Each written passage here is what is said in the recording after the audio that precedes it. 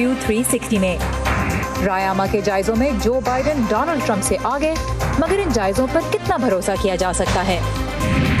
यहाँ polio workers को हरासा भी किया जाता है। पोलियो के खिलाफ घर घर आगही फैलाने वाली सना दुरानी से मुलाकात, जो दूसरों को माजूरी से बचाने के मिशन पर है। और बैरून मुल्क तालीम हासिल करने का ख्वाब देखने वाले कुछ पाकिस्तानियों की कहानी, जिनके इरादों पर कोरोना वायरस ने पानी फेर दिया। वॉइस ऑफ अमेरिका के वाशिंगटन स्टूडियो में आप सबको खुशामदीद। व्यू 360 के साथ मैं हूँ सारा जमान। अमेरिका के सदारती इंतखाबात में बस 11 दिन बाकी हैं। रायामा के जायज़ों में इस वक्त जो बाइडन सदर ट्रंप से तकरीबन 10 पॉइंट्स आगे हैं। गुज़िश्ता रात इस इलेक्शन साइकिल में आखिरी मरतबा डोनाल्ड ट्रंप और जो बाइडन एक ही स्टेज पर नजर आए और सदारती मुबाहिसे में एक दूसरे का पुरजोर मुकाबला किया।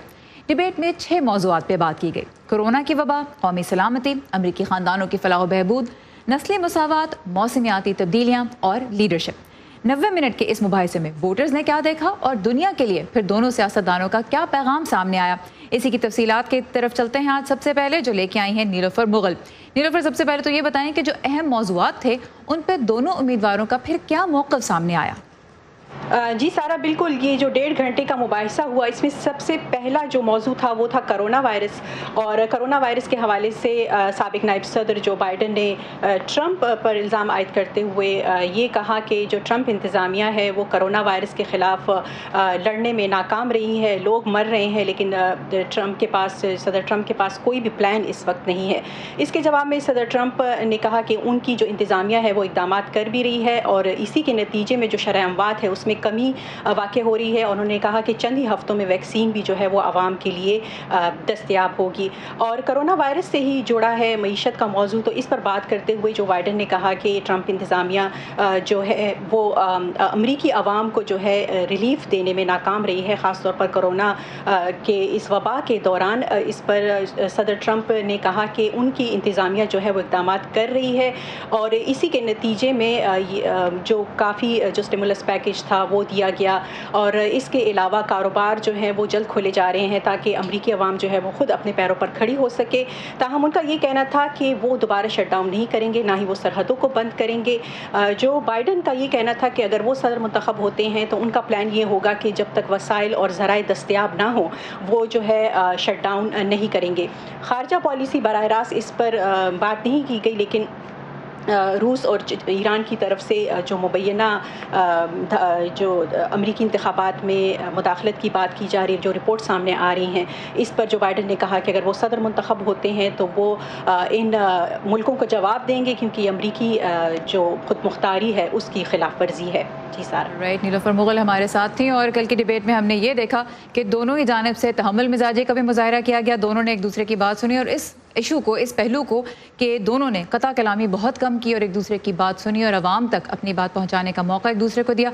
इसे खास तौर पर सराहा जा रहा है। अमेरिका के सदारती इंतखाबात के लिए यूँ तो हर रियासत में डलने वाला हर वोट ही अहम है, लेकिन इन इंतखाबात में जीत के लिए कुछ रियासतें दूसरों से ज़्यादा अहमियत रखती हैं।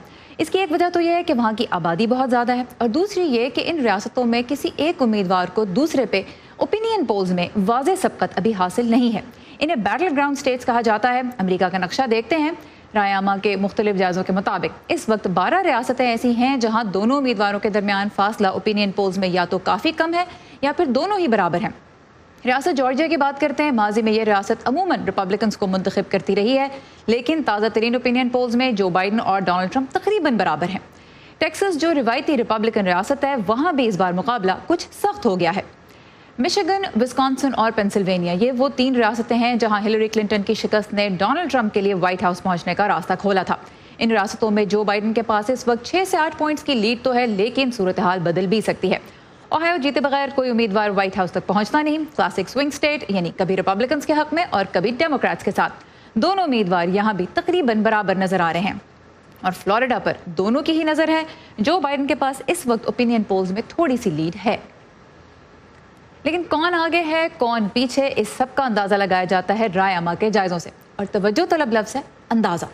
तो पोल्स इस वक्त तो जो बाइडन की नेशनल लेवल पे बढ़तरी दिखा रहे हैं, लेकिन सवाल यह है कि अमरीकियों को इस डेटा पे कितना भरोसा है, क्योंकि अक्टूबर 2016 की अगर बात करें तो उस वक्त भी रायामा के जायजे हिलरी क्लिंटन की लीड दिखा रहे थे, लेकिन इलेक्शन डोनाल्ड ट्रंप ने जीता। تو اس مرتبہ امریکی اوپینین پولز پہ کتنا انحصار کر رہے ہیں، اس بارے میں دیکھتے ہیں یہ رپورٹ۔ ڈیموکریٹک صدارتی امیدوار جو بائیڈن آخری مباحثے کی تیاری کے لیے اس ہفتے انتخابی مہم سے دور رہے، جبکہ صدر ڈونلڈ ٹرمپ بیٹل گراؤنڈ کہلائی جانے والی ریاستوں ایریزونا اور پینسلوینیا سمیت متعدد ریاستوں میں انتخابی جلسے کر رہے ہیں۔ We have to show them, the Democrats, a thundering defeat. ہم 3 نومبر کو ڈیموکریٹس کو زبردست شکست سے دوچار کریں گے۔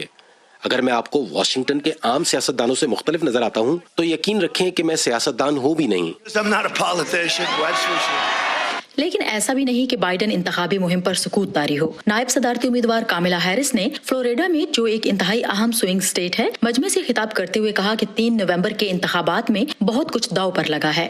Criminal justice reform is on the ballot in 2020. Criminal justice اور ماحولیات سے متعلق اصلاحات سن 2020 کے ان انتخابات کے بیلٹ پر موجود ہیں، اور پھر جو بائیڈن بھی 2020 کے بیلٹ پر ہیں۔ قومی جائزوں میں بائیڈن کو ٹرمپ پر سبقت حاصل ہے، لیکن سخت مقابلے والی ریاستوں مثلاً فلوریڈا اور پینسلوینیا میں دونوں کے درمیان بہت کم فرق نظر آتا ہے۔ سیاسی تجزیہ کار ڈیوڈ ڈیمور کہتے ہیں کہ یہاں کے نتائج اہم ہیں۔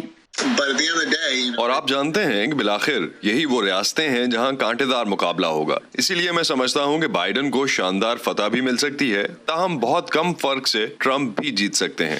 رائے عامہ کے جائزے تیار کرنے والے بہت سے ادارے ان انتخابات کے لیے سن 2016 کے مقابلے میں مختلف طریقہ کار اپنا رہے ہیں۔ تب کی بار بہت کم جائزوں نے ٹرمپ کی اس جیت کی پیشگوئی کی تھی، جو کسی حد تک ایسے سفید فام ووٹروں کی وجہ سے تھی جن کے پاس کالج کی ڈگری نہیں تھی۔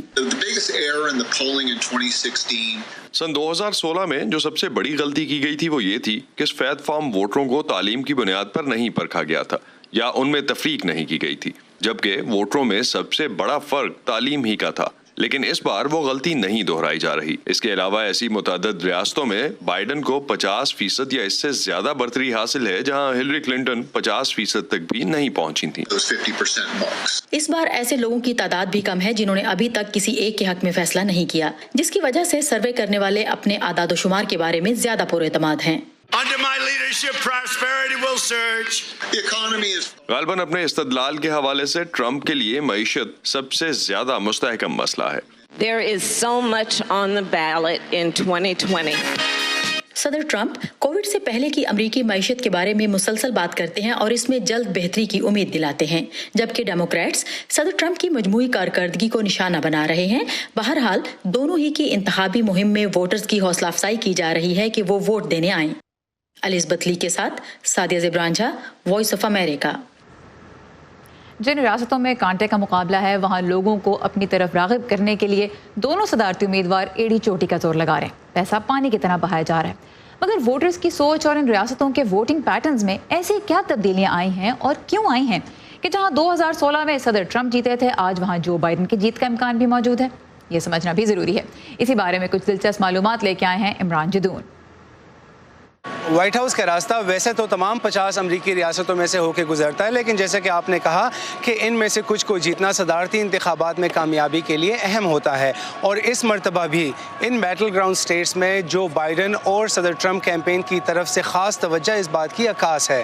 اگر ہم کیمپین فنڈز کی بات کریں تو اب تک دونوں کیمپینز نے $1 ارب اپنے ایڈز پہ خرچ کیے ہیں، جن میں سے $600 ملین جو بائیڈن کی طرف سے اور $400 ملین صدر ٹرمپ کیمپین کی طرف سے خرچ کیے گئے ہیں، اور اس $1 ارب کا ایک بہت بڑا حصہ صرف 6 سوئنگ سٹیٹس میں خرچ کیا گیا ہے، اور دونوں ہی کینڈیڈیٹس ان سوئنگ سٹیٹس میں کئی بار دورہ کر چکے ہیں۔ اگر صدر ٹرمپ کی ہم بات کریں تو وہ ستمبر میں پینسلوینیا 5 بار جا چکے ہیں، اور کورونا سے صحتیاب ہونے کے بعد واشنگٹن سے باہر ان کا دوسرا بڑا عوامی جلسہ پینسلوینیا میں ہی تھا، اور فلوریڈا ایک اور اہم ریاست جہاں صدر ٹرمپ اس مہینے 3 بار جا کر ریلیاں کر چکے ہیں، اور جو بائیڈن پینسلوینیا کئی بار جا چکے ہیں، اور اس مہینے وہ مشیگن 3 بار جا چکے ہیں، اور وسکانسن بھی وہ کئی بار جا چکے ہیں۔ مشیگن، وسکانسن اور پینسلوینیا یہ وہ ریاستیں ہیں جو ہلری کلنٹن 2016 کے انتخابات میں ہار گئی تھیں، اور اب اوپینین پولز کے مطابق جو بائیڈن صدر ٹرمپ سے آگے ہیں۔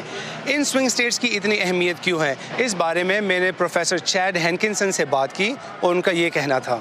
Because in order to win the presidency, you have to win a majority of electoral college votes. That's 270 electoral college votes. क्योंकि सदारती इंतखाब जीतने के लिए आपको इलेक्टोरल कॉलेज के वोटों की अक्सरियत हासिल करना होगी, जो कि 538 में से कम 270 इलेक्टोरल कॉलेज वोट्स हैं।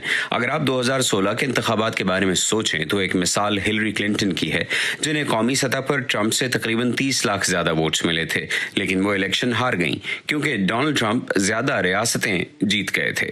लिहाजा स्विंग स्टेट्स अहम हैं, क्योंकि जब आप सदारती इंतखाब जीतने की दौड़ में होते हैं तो ज्यादा से ज्यादा रियासतों में जीतना जरूरी है ताकि आप कम से कम 270 इलेक्टोरल कॉलेज वोट हासिल कर सकें।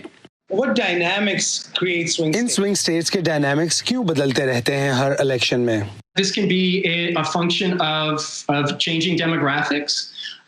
That we see that different voters are moving into a state from other states. इसकी कई वजूहात हैं। एक तो हम ये देखते हैं कि मुख्तलिफ वोटर्स दूसरी रियासतों से किसी और रियासत में मुंतकिल होते हैं और वहाँ के नताइज में तब्दीली आती है, या एक नई नस्ल का पुराने का मुतबादिल हो जाना, क्योंकि पुरानी नस्ल फौत हो जाती है और उसकी जगह नए नौजवान वोटर्स की नस्ल ले लेती है जो सियासत के बारे में बिल्कुल मुख्तलिफ सोच रखती है। या ये इमिग्रेशन के जरिए हो सकता है, क्योंकि दुनिया के दूसरे ममालिक से लोग आते हैं और यहाँ अमेरिका में शहरियत हासिल करते हैं और जिस रियासत में वो जाते हैं वहाँ नए सियासी मुहर्रिकात अपने साथ लाते हैं।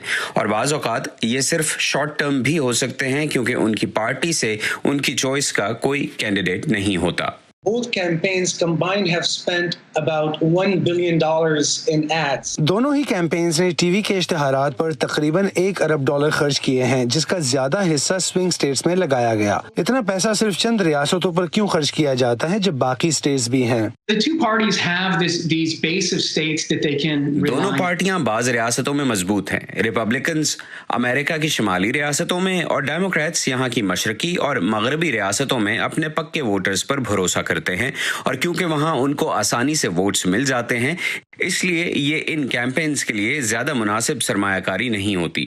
अगर आप इंतखाबी मुहिम के अखराजात को सरमायाकारी के तौर पर देखें तो वहां बहुत से पैसे खर्च करना अच्छी सरमायाकारी नहीं होगी। उम्मीदवार जानते हैं कि वो वहां से जीत जाएंगे, लेकिन आप वहां इतनी कम रकम भी खर्च नहीं करना चाहते कि इन रियासतों के वोटर्स को ये लगे कि आप उन्हें नजरअंदाज तो नहीं कर रहे। आप अपने वोटर्स में किसी तरह का जोश पैदा करते रहते हैं, लेकिन जिस चीज पर आप वाकई ज्यादा तवज्जो मरकूज करना चाहते हैं वो हैं स्विंग स्टेट्स, क्योंकि आखिरकार मुकाबले का फैसला करने वाली रियासतें यही हैं। कौमी सतह पर अवामी राय के कई जायजे जो बाइडन की सदर ट्रंप पर सबकत दिखा रहे हैं, लेकिन बाइडन कैंपेन का कहना है कि जायजे कामयाबी की ज़मानत नहीं और वो अपने मोमेंटम को जारी रखना चाहते हैं। और दूसरी तरफ सदर ट्रंप की मुहिम भी ज़ोर शोर से चल रही है। ये थे हमारे साथ ही इमरान जदून जो व्हाइट हाउस से ये रिपोर्ट पेश कर रहे थे। अमरीकी इंतखाबात का जो प्रोसेस है पेचीदा है, इसके बारे में मज़ीद मालूमात आप जान सकते हैं हमारी वेबसाइट urduvoa.com पे और हमारे सोशल मीडिया प्लेटफॉर्म्स facebook.com/voa का पेज और ट्विटर हैंडल @urduvoa। यही मालूमात आपके लिए दिन भर अपडेट भी करते रहते हैं और बहुत ही दिलचस्प कंटेंट आपके लिए लेके आते हैं। कल पोलियो का आलमी दिन मनाया जाएगा। ये मरज़ आज सिर्फ पाकिस्तान और अफगानिस्तान में ही मौजूद है। नज़रुल इस्लाम इस वक्त हमें मिलवा रहे हैं सना दुरानी से, जिन्होंने पोलियो का शिकार होने के बाद फैसला किया कि वो दूसरे बच्चों को इस मर्ज़ से बचाने की हर मुमकिन कोशिश करेंगी, लेकिन आज भी इस मिशन की राह में उन्हें बहुत सी रुकावटों का सामना है। सना दुरानी 1.5 साल की थी जब पोलियो वायरस ने उनका बचपन उनसे छीन लिया। उन्हें यह मालूम नहीं कि उनके वालिदैन ने उन्हें पोलियो के कतरे पिलाए थे या नहीं। खेल कूद के मजे से महरूम सना ने बड़े होकर हेल्थ वर्कर बनने का फैसला किया ताकि दूसरे बच्चों को इस लाइलाज मर्ज से बचाने में किरदार अदा कर सकें। बच्चे बड़े सेंसिटिव होते हैं, वो जब औरों को खेलते कूदते देखते हैं और अपने आप को इस तरह बैठे हुए देखते हैं तो बहुत बुरा फील होता था। मैं बहुत ज़्यादा हर्ट होती थी। मैं आके अम्मी के आगे बहुत ज़्यादा रोती थी कि मैं क्यों नहीं खेल सकती हूँ, लेकिन जो अगर मैं थोड़ा सा खेलने लगती भी तो बच्चे मुझ पर हंसते थे। सना ने अपनी माजूरी के साथ जीना सीख लिया है, मगर लोगों के लिए उन्हें कबूल करना मुश्किल है। मेरा कहीं सेशन था तो वहाँ ना मुझे गुडई मैं डॉक्टर ओवरऑल मैंने पहना हुआ अलग गुड़ा रागला और उस वक्त जो मेरी फीलिंग्स थी मैं बिल्कुल ना वहाँ बस कांटे ली। میں نہیں بتا سکتی نا کہ وہ میری پوری پرسنالٹی ایک منٹ کے لیے وہ زمین دوز ہو گئی. میری اتنی پڑھائی, میرا اتنا سب کچھ کہاں گیا. تو معاشرے کو کا سامنا کرنا بہت مشکل ہے. اپنی معذوری کو مثال بنا کر ثنا والدین سے درخواست کرتی ہیں کہ وہ اپنے بچوں کو پولیو کے قطرے پلانے سے انکار نہ کریں. اس کے باوجود انہیں دھمکیوں کا سامنا بھی کرنا پڑتا ہے. یہاں پولیو ورکرز کو ہراساں بھی کیا جاتا ہے, اس میں کوئی شک نہیں ہے, اور ڈرایا بھی جاتا ہے, دھمکایا بھی جاتا ہے کہ اگر آپ نیکسٹ ٹائم آئیں ہم آپ پہ تیزاب گرا دیں گے, ہم آپ کو گولی مار دیں گے, ہم آپ کی عزت کا جو ہے نا, پھر ہم سے اپنی عزت کی کوئی گارنٹی آپ نہیں لے سکتی. 2012 سے اب تک پاکستان میں پولیو ٹیمز پر حملوں میں 70 سے زائد افراد ہلاک ہو چکے ہیں. ان میں پولیو ورکرز کے علاوہ ان کے ساتھ ڈیوٹی پر مامور سیکیورٹی اہلکار اور عام شہری بھی شامل ہیں. تمام تر پریشانیوں کے باوجود ثنا ہمت کے ساتھ گھر گھر جاتی ہیں اور والدین کو پولیو کے اثرات سے آگاہ کرتی ہیں تاکہ ایک دن پاکستان کا شمار پولیو فری ممالک میں ہو جائے اور جس تکلیف سے وہ گزری کسی اور کا مقدر نہ بنے. نظر الاسلام, وائس آف امریکہ, پشاور. اس سال پاکستان میں کرونا وائرس کی وبا کے باعث بھی پولیو کے خلاف مہم کئی ماہ رکی رہی. طبی ماہرین کا کہنا ہے کہ اس گیپ کی وجہ سے بچوں میں پولیو کے خلاف مدافعت کمزور ہوئی ہے, اور جو خاندان بچوں کو ویکسین نہیں دینا چاہتے ان کی وجہ سے پولیو وائرس ماحول میں پھیل رہا ہے, اور ایسے بچوں میں بھی اب کیسز سامنے آ رہے ہیں جنہیں یہ ویکسین دی گئی تھی. روٹری کلب سے منسلک پولیو پلس پاکستان کی تنظیم ملک میں اس مرض کے خاتمے کے لیے ایک عرصے سے کوششیں کر رہی ہے. تنظیم کے سربراہ نے وائس آف امریکہ کو بتایا کہ کرونا وائرس کے باعث ان کی مہم کیسے متاثر ہوئی. پولیو کا تو یہ ایسا ہے کہ اس وقت ہم جس طرف سے گزر رہے ہیں تو ہمیں بچوں کو ہر راؤنڈ میں 2 قطرے پلانے ہیں.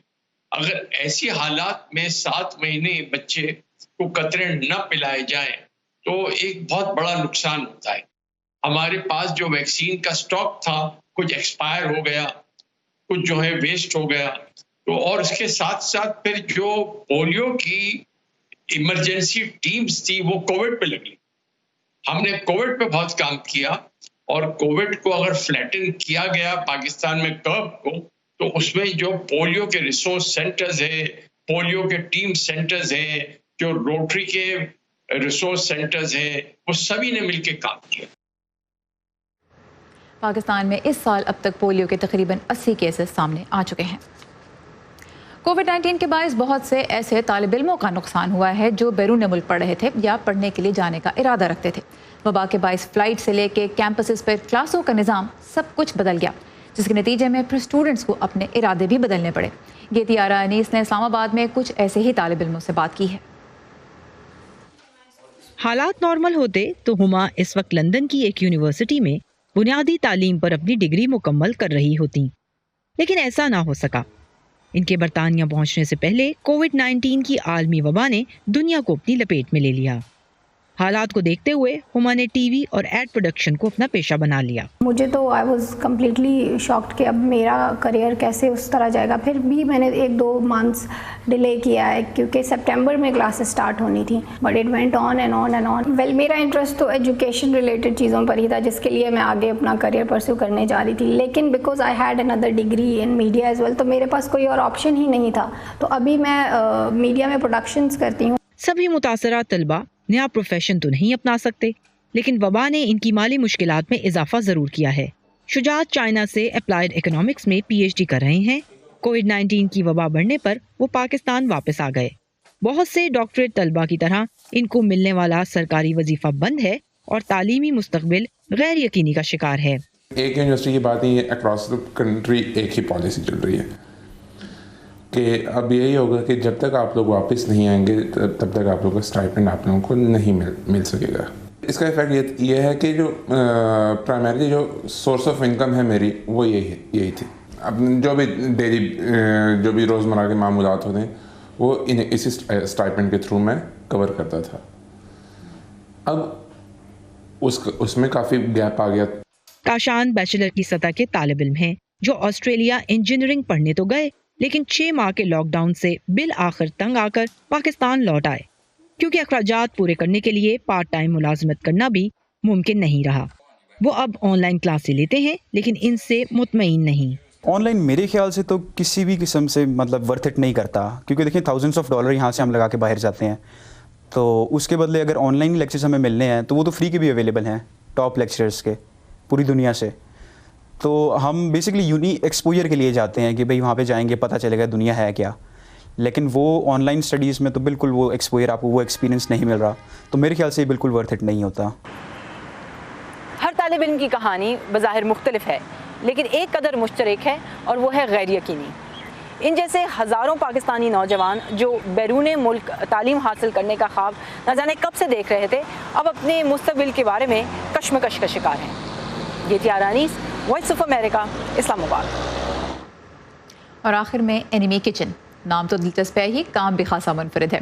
اینیمی کچن کی بنیاد ایک یہودی امریکی نے رکھی جو ان کے آباء و اجداد کا تعلق عراق سے ہے، اور ایسے وقت پہ انہیں کھانے کی ترکیبوں کے ذریعے عراقی ثقافت کو اجاگر کرنے کا خیال آیا جب امریکیوں کے ٹی وی سکرینز پہ عراق اور کویت کی جنگ کے مناظر چھائے ہوئے تھے. تو چلتے ہیں اینیمی کچن اور دیکھتے ہیں کہ کیا کھچڑی پک رہی ہے. I grew up on Great Neck, Long Island. میرا بچپن لانگ آئلینڈ کے علاقے گریٹ نیک میں اپنے دادا دادی کے گھر میں میرے والدین کے ساتھ گزرا. میرے یہودی دادا دادی سن 1946 میں عراق سے امریکہ آ کر بس گئے تھے، اور اسی طرح میں ایک ایسی کمیونٹی میں پروان چڑھا جس میں یہودی ثقافت کی متنوع نمائندگی تھی، جہاں مشرقی یورپی نسل کے بہت سے اشکنازی یہودی تھے.